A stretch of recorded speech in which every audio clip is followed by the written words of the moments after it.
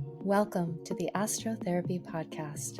I am your host, Ciela Winter, and I am thrilled to dive deep into the inner realms of provocative thought while discovering an array of astrological and psychological insights to accompany us on this quest of self-inquiry. Hello. Hi. Wow. Okay. So what brings this new moon? A new beginning is on the horizon, and it is the beginning of something extraordinary. Can you feel it? Have you been intuiting a change but haven't been exactly sure what that change would be? It is quite possible that over the next 2 weeks, you shall receive the clarity, confidence, and that extra boost of luck that you've been waiting for.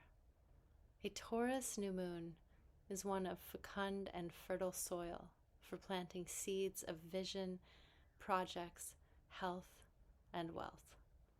And today's moon is amplified, is blessed by the most benefic planetary bodies in our galactic neighborhood.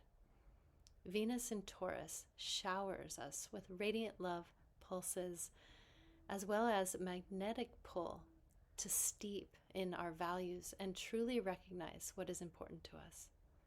Venus rules Taurus, so this frequency just feels good.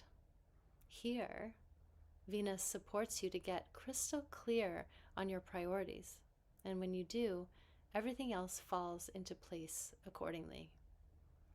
Now, Jupiter in the Taurian mix encourages abundance and growth.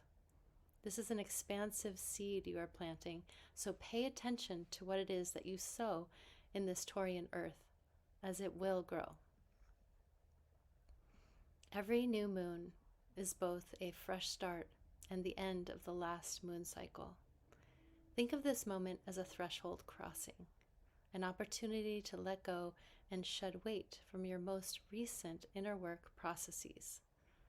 It is a time to look back on the month that you've just lived and gain clarity through understanding. And due to the nature of any threshold, change beckons, not only in letting go, but also in creating something new.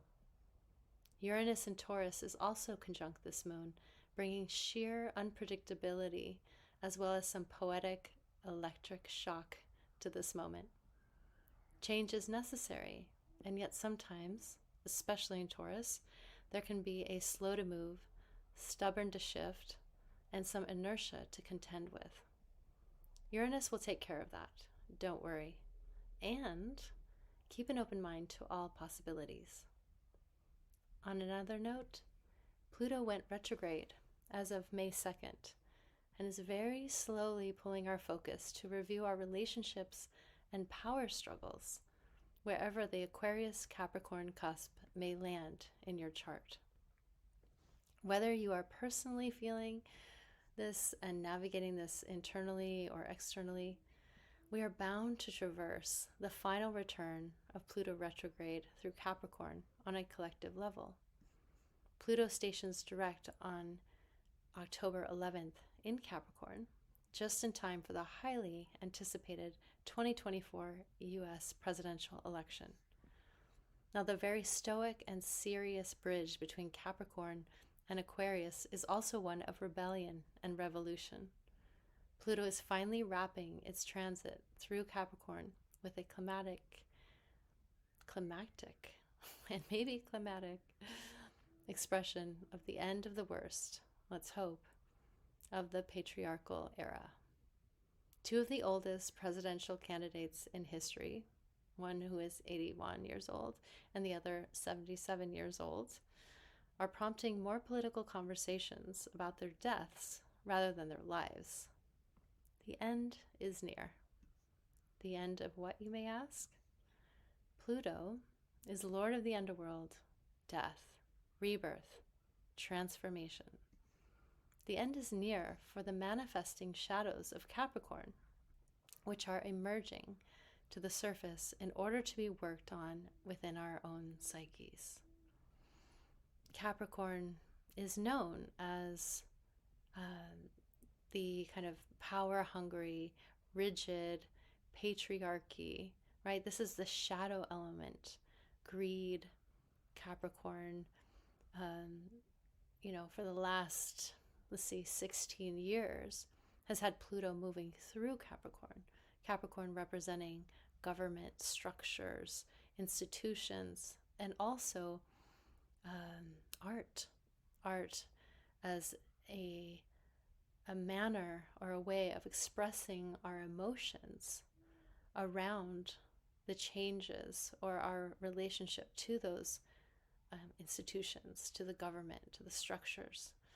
So Pluto has been offering a revolution through Capricorn, changing it on a guttural level, bringing the shadows of the corporate world to light. And in so doing, inspiring new forms of art in order for us to learn and to grow and to express ourselves as we struggle with that transformation. And we're struggling on the cusp of that transformation. And there's this last grasp of Pluto in Capricorn that's occurring this fall, right around the election, as mentioned. So we had the first glimpses of Pluto moving into Aquarius in spring of 2023, and then it moved more prominently into Aquarius the spring of this year, 2024. And then we're going to have this last taste in the fall, where there'll be opportunity for the residue to really be cleared in order for Pluto to take off into Aquarius, into a completely new realm of possibility and revolution. So, the end is near for the government as we know it. The structures are barely hanging on as it is, and with Pluto moving into Aquarius, new thought forms are birthing, which will be reflected in these very structures and institutions of our future.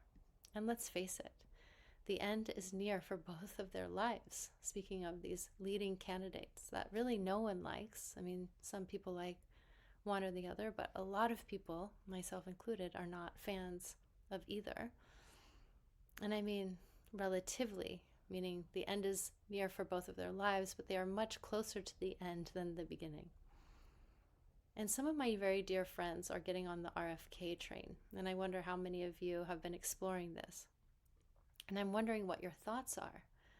So I'm including a message that they sent to me, exploring really what is the meaning behind this independent party, and what is that implying for us in this time when we're all seeking some forms of freedom and independence. So let me know what arises for you. These are definitely times of change, inevitable change, and perhaps that change can be for the better. I certainly hope so. Last question for you today. What seeds of change are you planting? All my best to you, and please receive the peace of my heart that lives inside of these words.